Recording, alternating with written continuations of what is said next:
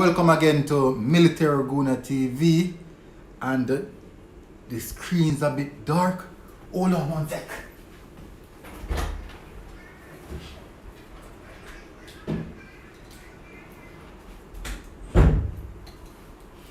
Ooh, that's poor from me. Poor preparation. But anyways, glad to have you again with me today or tonight, because there's something that I really want to discuss, and at this point in time I think it's something that many are not seeing at the moment, but it is something that we have to talk about.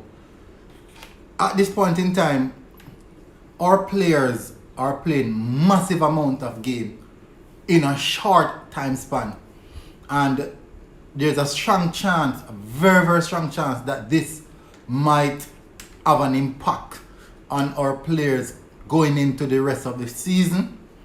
Also, it might be something that we think there's not much to say about it, but I definitely believe that it is not safe.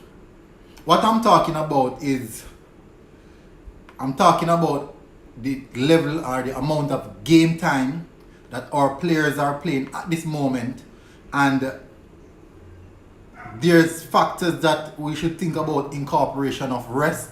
And so far I'm not seeing much of our players getting any much rest, and it's of great concern to me personally, and I think that it is something that we definitely should think about.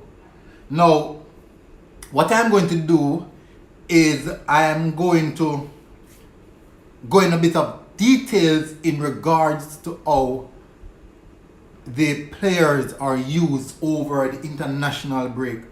And we might think that it is nothing.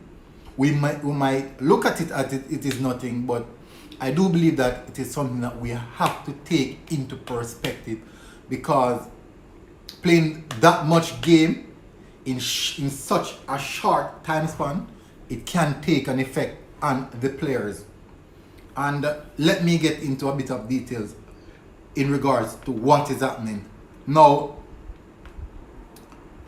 let's begin with Saka. So far, Saka has played 3 games in 6 days. 3 games in 6 days. In the normal circumstances, they would play 2 games in 7 days. That is the normal circumstance, and those 2 games would definitely be from Sunday. Sunday they'll play a Premier League game Sunday, and by Thursday they play another Premier League game, and then now on the 8th day they will play the next Premier League game. But what will happen is that it is not a guarantee that you will see the same players that play Sunday or Saturday would go ahead again in Europe and play in the midweek games. Not quite often you'll see that, or sometimes you'll see some massive changes. Now, I would say definitely Saka is one of those players that is young.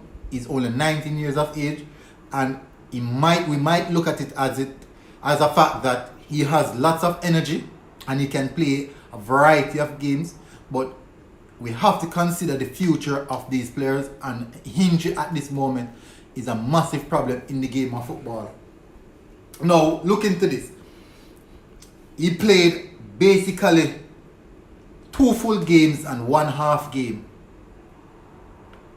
And it is not healthy for a 19-year-old on such rigid and I mean extremely rigid circumstances in regards to how the Premier League is situated at this moment. Now, moving on to the next player, that is Kieran Tierney. He also has played 3 games in 6 days for Scotland, and we know that some of these players definitely want to play, but not only wanting to play means that it is okay to play. You have to consider that there's 38 games in the season, in the Premier League season. Also, there's domestic cup competition and European Cup competition. And these are some of the things that the players, they have to think about, and they have to treat themselves very much. Now, the next person would be Nicolas Pepe. I would coincide with Nicolas Pepe because the fact that he hasn't been playing quite much for Arsenal, and you would definitely see some pointers where he would, I would say, make appearances coming off the bench. So it's not that a state that he had a consistent run of games or is in the team consistently. So you could look on Nicolas Pepe and say, okay, I understand with him stating that he might want to develop his game time elsewhere since he's not getting much of it in the squad. But moving on now to Pierre-Emerick Aubameyang. He had a horrid time in Gambia. The security system, the airport system deal with the entire national team, the entire Gabon national team in a disgraceful manner. And they still had to went out and play that game. They played with their hearts, they played with all their might and all their strengths. They did not win, but they can say, okay, we came away from that game feeling extremely proud. And I do think that they should commend themselves on that.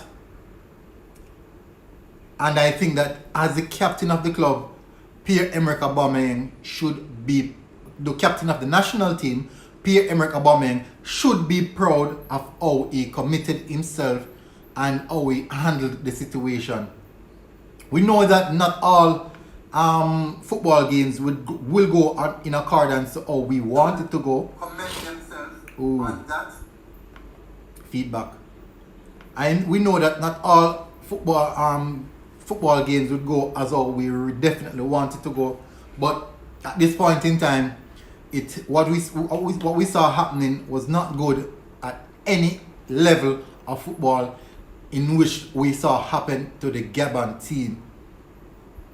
Now, I think that the Gambia officials should look into themselves and really state how or what happened and try to come to some conclusion to work out something. And I think they would definitely demand an apology from the Gambia officials.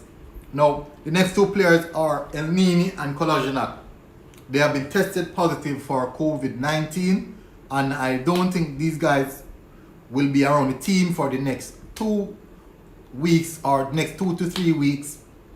And then now, to get back into the team, they'll definitely need to get back up to match fitness, and that is where we might see a massive fall off in possible performance or game time, because in those small time periods someone might take another person's game. Now, this is now a good opportunity for one of the young players in the youth academy to come and claim a position in the team, stating that they would definitely want to, I would say, stake a claim inside this team.